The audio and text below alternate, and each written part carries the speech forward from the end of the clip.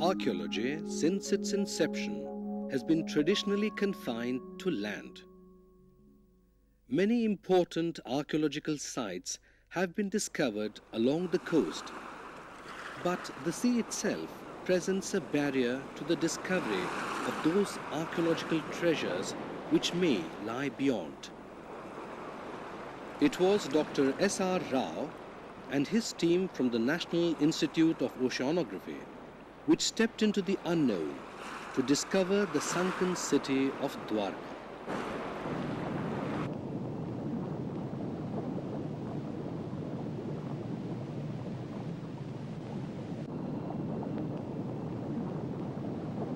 A few other submerged archaeological sites of historical importance have also been discovered elsewhere. These discoveries have been significant enough to justify the creation of a new field of archaeology, marine archaeology. Dr. S.R. Rao has pioneered the cause of marine archaeology in India. Today, India is recognized as an authority in marine archaeological studies. Marine archaeology is an interdisciplinary study, and it aims at preserving the underwater cultural heritage of the world itself. In fact, underwater cultural heritage is as rich as man's heritage on land. We have temples, mosques, masjids, and ancient sites on land. Similarly, we have shipwrecks and also submerged boats. These shipwrecks constitute a very important part of heritage. Each ship is an epitome of the society that built it. For instance, all the nations that join together in the maritime activity will exchange ideas. They will exchange their technical knowledge, also their religious beliefs and all that. In one ship itself, you may find people of different nations having different artifacts with them, because they will have gone to different countries, met people. So there is a lot of cultural interaction which is very important for the reconstruction of maritime history. Secondly, man's spirit of adventure. It is there from the very beginning. He wants to meet the challenge of the sea. He wants to know the unknown, to go to distant lands, know the ideas or achievements of other people. Of course, he has also the economic aspect, you see, exploitation of ocean sources, and also to find out new sources of raw material. He may go to distant land. For example, copper, if it is not available, he can go to another land, and so very often he has to go overseas. Then his technical knowledge, you see, improves. How to build ships, suitable for different conditions.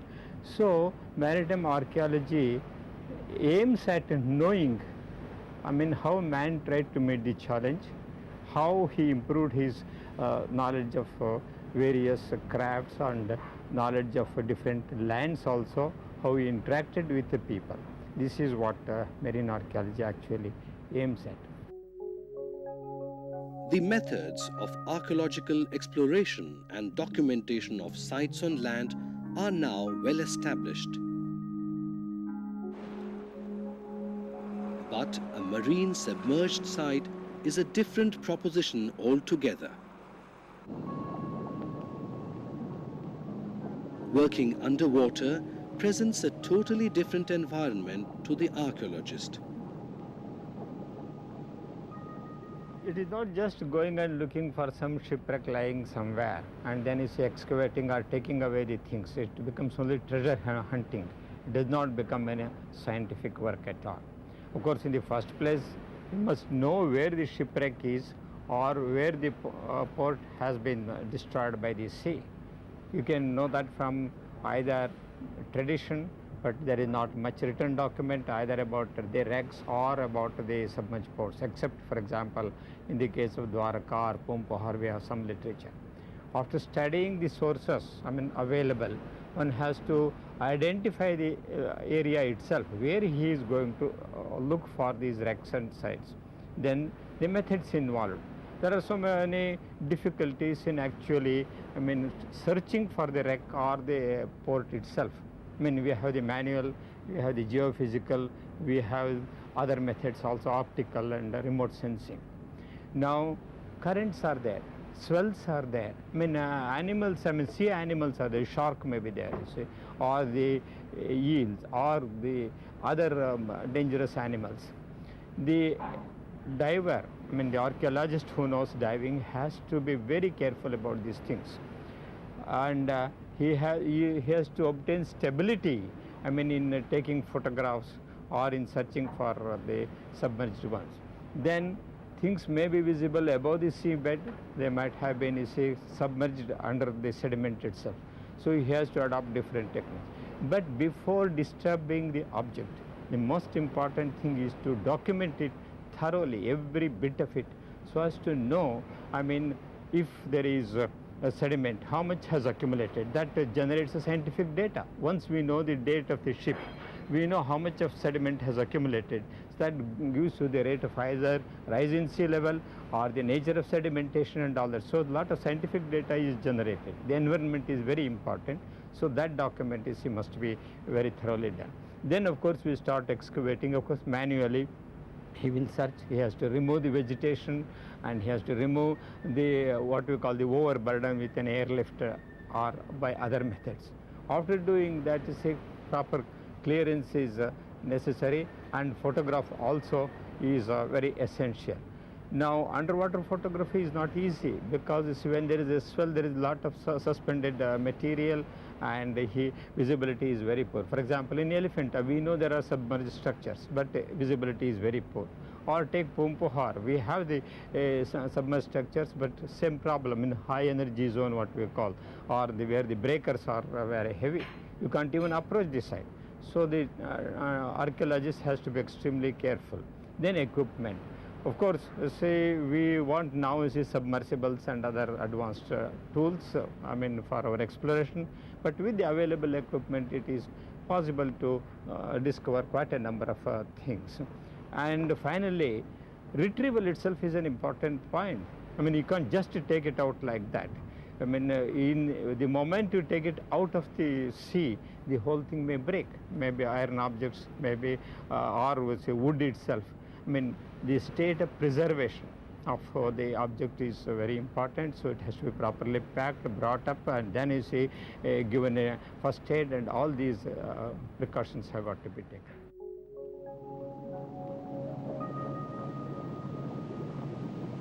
Excavating an archaeological site underwater is a much more difficult task.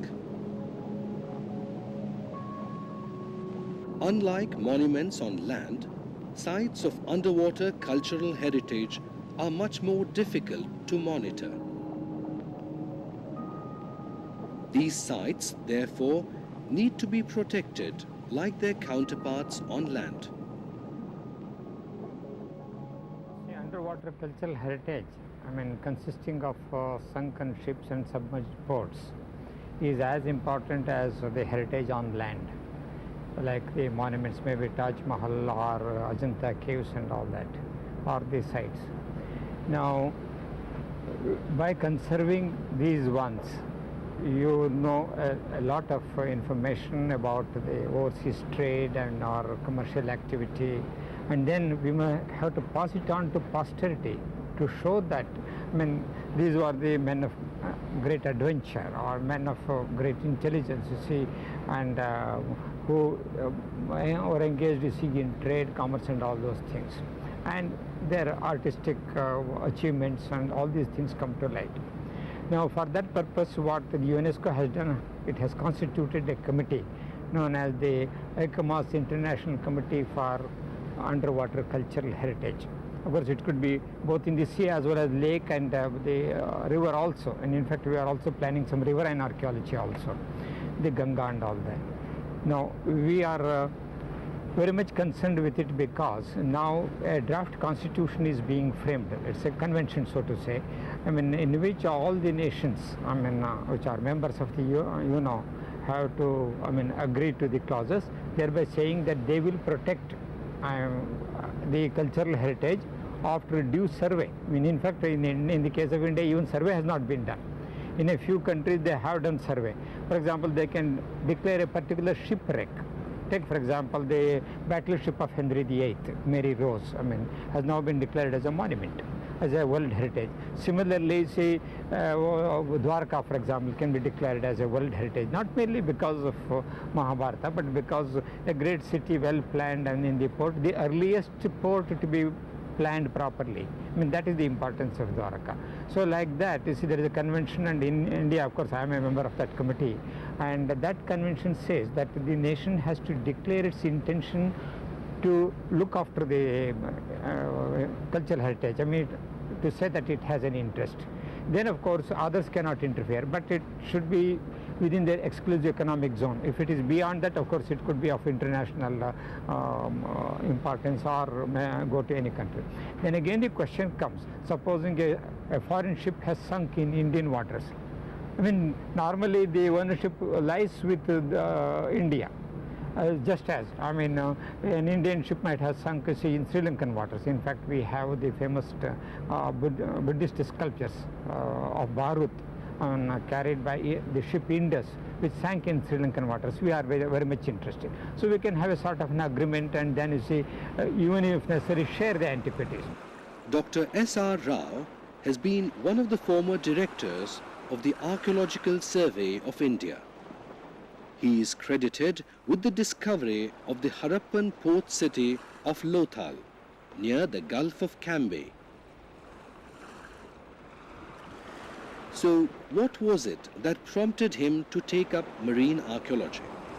Well, the reason is that when I was in London Institute of Archaeology, I went into the library. There one Miss Taylor was there. I mean, I wanted some information on boats, and she said, I mean, there is plenty of it, and then said, why don't you do marine archaeology? I did not know what she meant, but she explained to me and said that, I mean, things submerged in the sea, I mean, the ancient ports and ships, means it could be excavated and all that, though we did not know the methodology. When I came back to India, so of course I had excavated Lothal, you know, it had a dockyard, and the sea was far off, but anciently there was an arm of the sea touching it. So I got curious to know how ships could come into the dock. Then Dwarka question came up. You see, so much is said in the Mahabharata that Dwarka got submerged. Now we wanted to know, did a city exist at all to get submerged first? So we have to find out whether the city was there. That we have to do only through marine archaeology. Fortunately, we had a little evidence on the shore when we were excavating in front of Dwarkadish temple. At the lowest level we found, actually a township has been destroyed by the sea. The pottery that we got from there could be dated to 1500 BC. Now that is more or less the date of the Mahabharata epic. I said, look here, then it means that what Mahabharata is saying may be true because we have some evidence on shore. Let us go into the sea. That is how marine archaeology started. In 1981 we started it, and now India is recognized as one of the very well-equipped countries for undertaking marine archaeology. We have underwater scooters, we have our own equipment and all that, and a training course also. The Marine Archaeology Center at the National Institute of Oceanography is proof of Dr. Rao's efforts in this direction.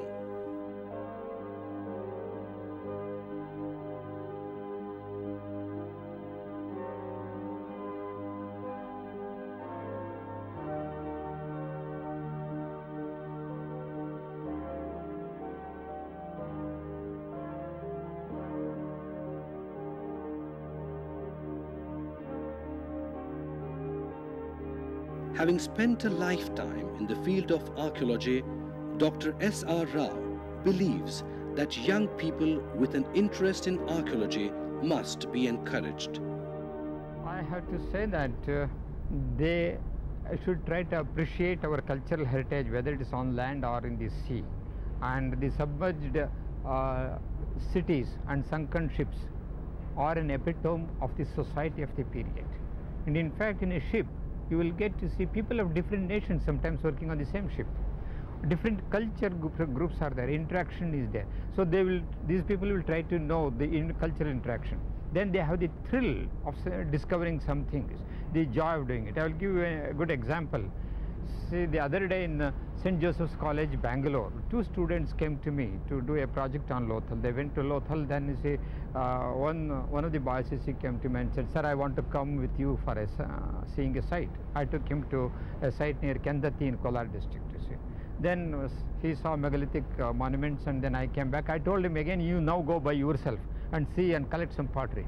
You'll be surprised to know the boy was so enthusiastic. He scraped a section and found a copper deer, which can be dated about 800 BCA or so, because all the time we had on pottery painted deer in the Indus civilization or later on, but never a copper deer.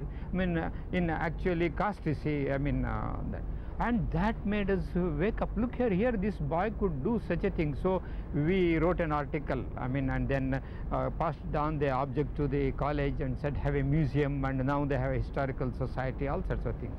So we have a training program for marine archaeology. We means the National Institute of Oceanography, the Marine Archaeology Center. Anybody can write to us. We give them a form, you see, for enrolling as a trainee. We have a regular training course, you see, for a short period as well as, you see, a longer period, I mean an advanced course, just on the lines of the British Aqua Club in London and all that sort of a thing. Diving for sunken treasure has always been the prime ingredient of movies and books. But the goal of marine archaeology reaches far beyond the material gains of wealth.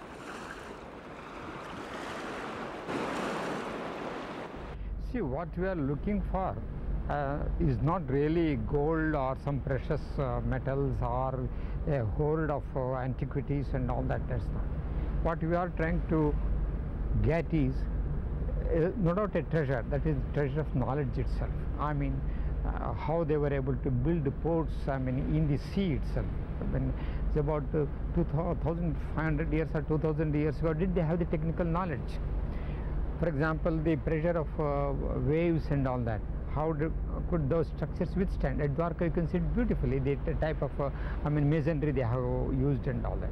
Similarly, I mean, it's not gold or this or that, as it is not treasure hunting. It is no doubt hunting of a different kind of treasure, that is knowledge about the technical advancement, scientific knowledge, I mean, their culture and other. This is what archaeology in general and marine archaeology in particular looks for underwater.